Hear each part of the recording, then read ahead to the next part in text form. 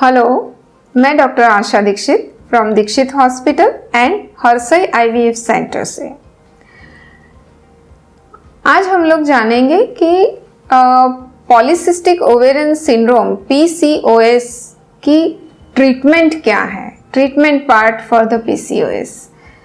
तो अगेन हम लोग आगे भी काफ़ी डिस्कस कर चुके हैं, बट अभी हम लोग ट्रीटमेंट के बारे में ही अगर जानकारी लेते हैं तो कोई पेशेंट अगर इर्रेगुलर पीरियड लेके आया है और उनको फिर रेगुलर पीरियड चाहिए तो रेगुलराइजेशन ऑफ पीरियड के लिए हम लोग उनको पिल्स दे सकते हैं, जिससे कि उनका मेडिसिनल ट्रीटमेंट दे सकते हैं, जिससे कि उनका पीरियड्स रेगुलर हो सकता है। Again here also lifestyle changes, थोड़ा वेट लॉस एंड हमें जो जंक फूड है उसको अगर हम लोग अवॉइड कर सकते हैं तो पीरियड भी रेगुलर होने के चांस बहुत ज़्यादा बढ़ जाते हैं। और जो दवाइयाँ हम लोग देते हैं, जिनको दवाइयाँ की ज़रूरत पड़ती है रेगुलराइजेशन ऑफ पीरियड के लिए, उनको लॉन्ग टर्म तक दवाई लेना पड़ता है। दवाई जब हम देते हैं तो उनका दवाई लेते लेते रेगुलर रहता है, बट व्हेन दवाई बंद कर देते हैं तो उनका पीरियड्स फिर से इरेगुलर हो जाता है। तो this is true with the PCOS patient. अगर उनको इनफर्टिलिटी है तो हम लोग ओव्यूलेशन होने के लिए मेडिसिन देते हैं ताकि उनका ओव्यूलेशन हो और उनको बच्चा रुके। और ज़्यादातर पेशेंट मुंह से खाने वाली दवाई से उनको नॉर्मली बच्चा रुक जाता है।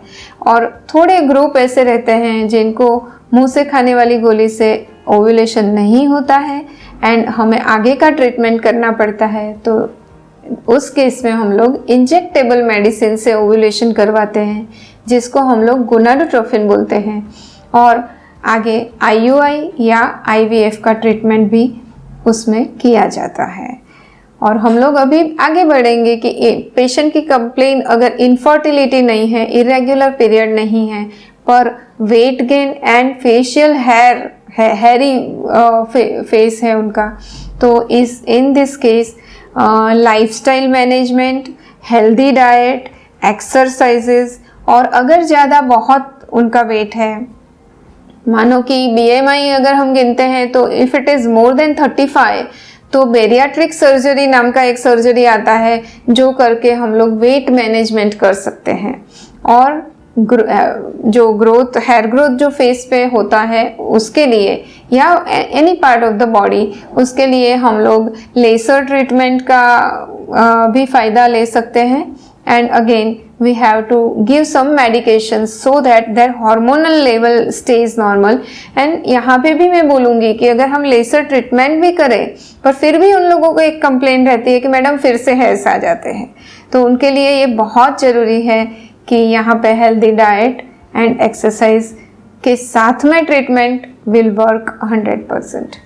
And this are the patient कि जब भी हम लोग ये डायबिटिक रहते हैं, पेशेंट को diabetes due to polycystic ovarian syndrome and diabetic together है, तो इन लोगों में काफ़ी टाइम ऐसा होता है कि डायबिटीज़ इंसुलिन रेजिस्टेंट होता है। Many times I have seen the patient कि उनका एज ज़्यादा है और हम लोग ओवेरी इज मल्टीसिस्टिक, तो उनका जो डायबिटीज़ है it is really difficult to manage.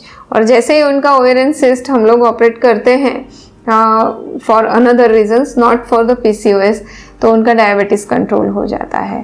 तो this are the treatment plans for them, क्योंकि उनका ट्रीटमेंट प्लान्स हमें लंबा है, मतलब we have to accept, we have to change the lifestyle, that is most important thing.